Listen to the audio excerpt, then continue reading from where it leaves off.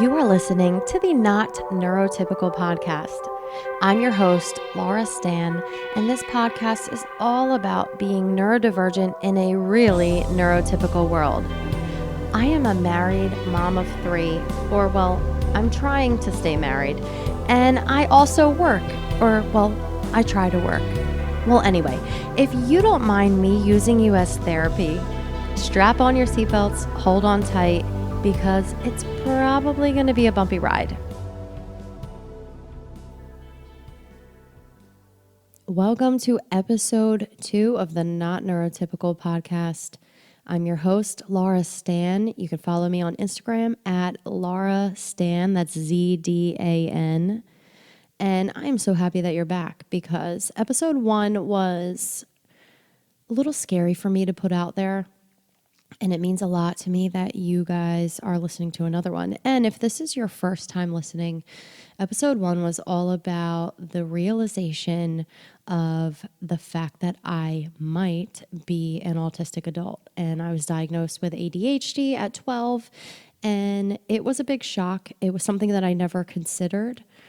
But as I learned more, it was like, yes, this is a reality. And then I totally self-diagnosed myself, but also immediately set up an evaluation with a doctor who specializes in adult ASD, autism spectrum disorder.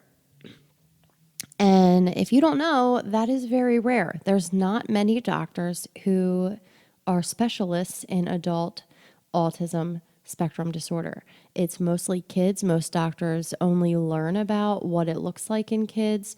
The whole world of autism is all about early diagnosis and intervention, but there is a sea of adults who also need help and need guidance or support or just a diagnosis, and they are not getting it. So due to that fact, I was very, very nervous about my evaluation. And I had no clue how to prepare myself or feel prepared for the evaluation. I am a researcher. I do that to make myself feel more comfortable. I like to learn all I can about things, especially things that I'm a little uneasy about. So I looked up so much information of what does an evaluation look like, feel like, what was other people's experiences. And I have to say, this could be generally human nature, but most of what I saw online was the negative aspects of adult autism spectrum disorder evaluations and how they were rejected, and how they feel so down because they were self-diagnosed and the doctor was just like, no, sorry, you just don't really meet all the criteria. You made eye contact with me. How many times have we heard that? Anyway.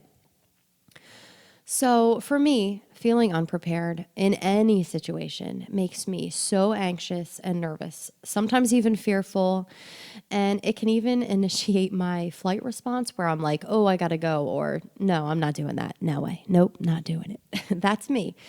And this whole crazy out of the blue situation that all of just one day the weight of the world comes down and it's like, oh my God, I'm autistic. It felt like the weight of the world, and all of this happened so fast. And within 2 weeks, I found myself scheduled for this evaluation. I asked the intake coordinator of the place that I was going to get my evaluation what I could expect, what the evaluations were like. She literally gave me nothing. She was just like, oh, he's going to talk to you. And I'm like, yeah, no crap. I already knew that, thanks. But anyway, she gave me nothing. I was very anxious.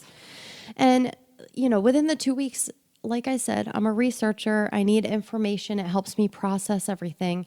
And I started seeing horror stories about mothers getting their children taken away because they had an autism diagnosis and all of this. And I was just so nervous. I felt like no matter what I did, I wouldn't be happy. And I know those of us who are artistic too, maybe. Those of us who are autistic, it's so common for us to just feel like no matter what we do, it's wrong. And I just felt like that in this situation. So anyway, you may be wondering, why I went through with my evaluation. And deep down in my soul, I knew that I was autistic. I had already self-diagnosed myself, and I was in the process of coming to terms with that. And, I knew that I would be going through this emotionally and physically either way, with or without a piece of paper. But the truth was, I just needed confirmation. I don't know why. Maybe it was because it would make me feel more confident when I came out to my family, or maybe the official diagnosis would release that, well, what if it is something else? Maybe just it's that comfort. And I'm not even pretending like doctors really give us that power, but I don't know. I needed it. I just did. And I think it's because this was the biggest thing that's ever happened to me, the biggest life-changing event, and it's happening in my mid-30s. And due to that, I felt completely anxious and unprepared. And I was a wreck. I mean, 2 nights before the evaluation, both nights I did not sleep. Maybe 30 minutes to an hour, both of those nights. And a common coping tactic for me was preparing for the worst. And I do that in a lot of situations. I remember like years ago, my husband being like, why do you do that? You're so negative. And I remember telling him, I don't know. I think it's like preparing myself to be able to handle it because, well, now I look back and I'm like, yeah, that's because I can't process things in the moment. If I have a plan for myself, I can handle things. And if I don't, I can't handle things. And I know that now. But, well, I found myself doing that in this situation, of course. And I prepared myself. I asked myself those questions like, would I be met with resistance or talked down to, misunderstood, miscategorized? And I even worried that during the evaluation, I would somehow misrepresent myself during talking to the doctor in our interpersonal communication. Yes, I was already pre-blaming myself. I don't know if you call it that, but that was a big eye roll when I said that. And, I worried about being dismissed and treated as if I'm just overthinking everything because I felt like I was. And I mean, I can't tell you how many times doctors have already treated me this way. So all of that was not out of my wheelhouse of like things I've experienced. So I was really worried. And then I already had an ADHD diagnosis and I knew they overlapped. So in my head, it was like, I'm going to go in there and they're going to be like, you just have ADHD, even though I knew it wasn't just that. But I was really worried. And all of these things, were worrisome. What about like, I've heard about people going in and they're like, oh, you make eye contact, so you don't meet the diagnostic criteria.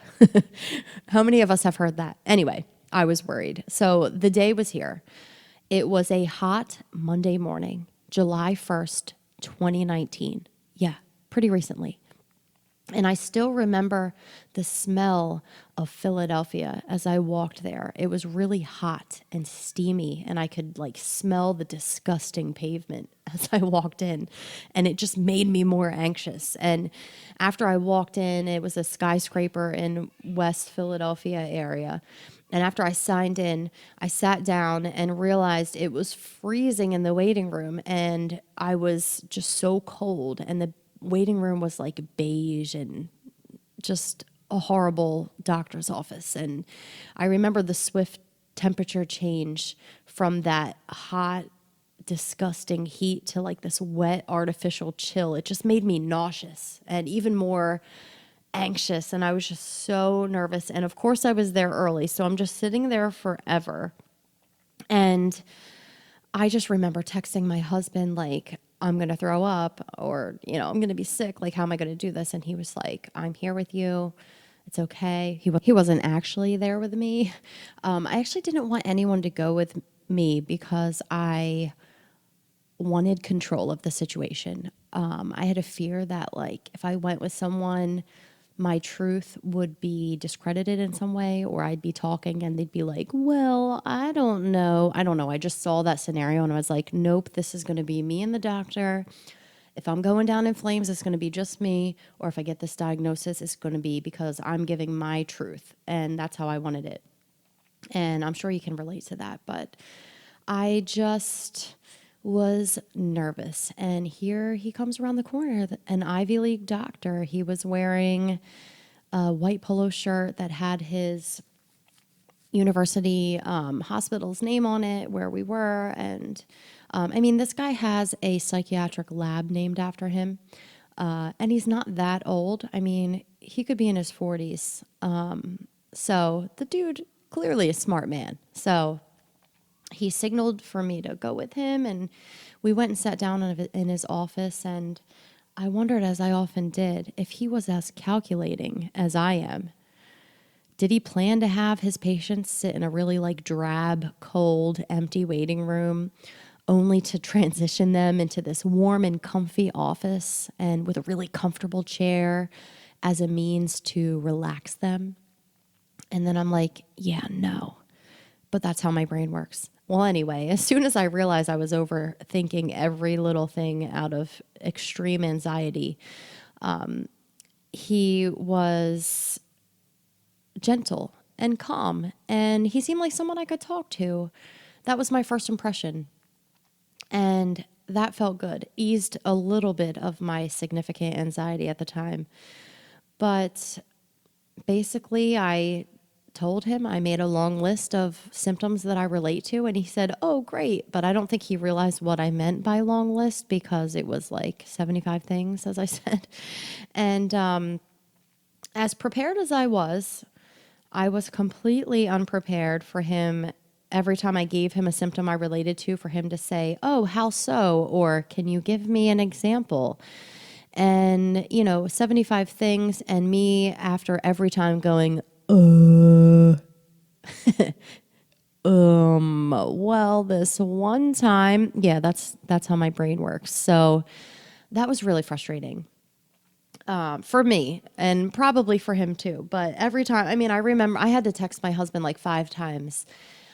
Hey, we talked about this, but do you remember a specific example? I'm never good at that. So if you write down symptoms for your evaluation, just take that time to write down an example, because if you're like me, you really suck at that, and you're going to need that, because that was stressful. But anyway, so we talked for almost 5 hours, and I could feel it. We were at the end. I knew it was coming. What was coming, I didn't know yet, but I knew it was coming. And he goes, okay, well, before I give you my final impressions, I'm just curious what exactly you're looking for with this possible diagnosis.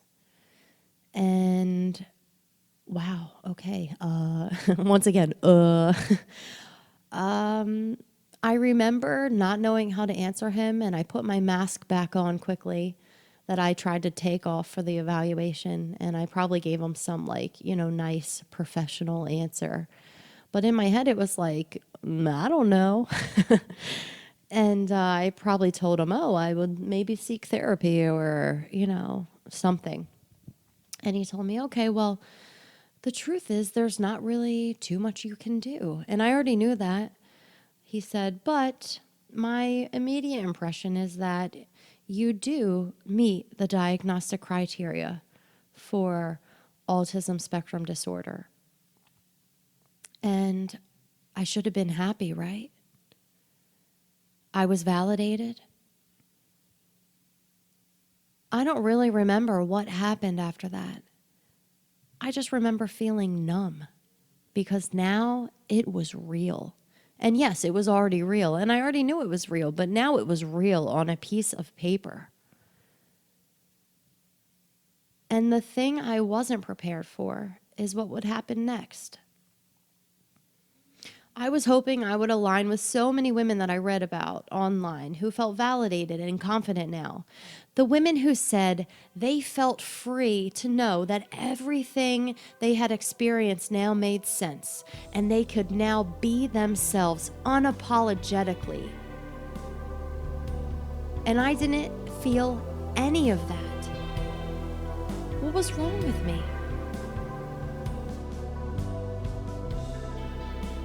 We have come to the end of episode 2 of the Not Neurotypical podcast. Thank you so much for sticking around. And if you are loving what you're hearing so far, please leave a comment and a review. And if you have any tips or you don't like anything, shoot me an email.